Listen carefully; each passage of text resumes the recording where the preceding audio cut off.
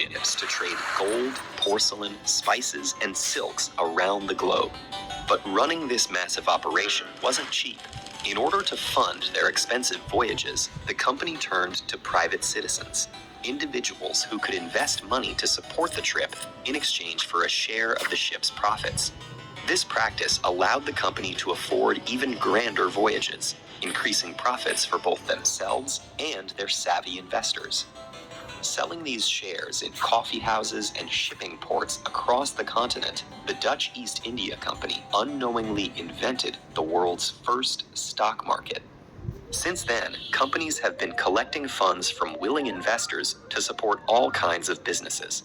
And today, the stock market has schools, careers, and even whole television channels dedicated to understanding it. But the modern stock market is significantly more complicated than its original incarnation. So how do companies and investors use the market today? Let's imagine a new coffee company that decides to launch on the market. First, the company will advertise itself to big investors. If they think the company is a good idea, they get the first crack at investing and then sponsor the company's initial public offering, or IPO. This launches the company onto the official public market, where any company or individual who believes the business could be profitable might buy a stock. Buying stocks makes those investors partial owners in the business. Their investment helps the company to grow, and as it becomes more successful, more buyers may see potential and start buying stocks.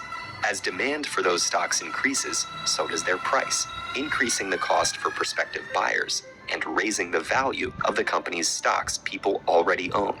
For the company, this increased interest helps fund new initiatives and also boosts its overall market value by showing how many people are willing to invest in their idea. However, if for some reason a company starts to seem less profitable, the reverse can also happen. If investors think their stock value is going to decline, they'll sell their stocks with the hopes of making a profit before the company loses more value. As stocks are sold and demand for the stock goes down, the stock price falls, and with it, the company's market value. This can leave investors with big losses, unless the company starts to look profitable again. This seesaw of supply and demand is influenced by many factors. Companies are under the unavoidable influence of market forces, such as the fluctuating price of materials, changes in production technology, and the shifting costs of labor. Investors may be worried about changes in leadership, bad publicity, or larger factors like new laws and trade policies. And of course, plenty of investors are simply ready to sell valuable stocks and pursue personal interests. All these variables cause day-to-day noise in the market, which can make companies appear more or less successful. And in the stock market, appearing to lose value often leads to losing investors, and in turn, losing actual value.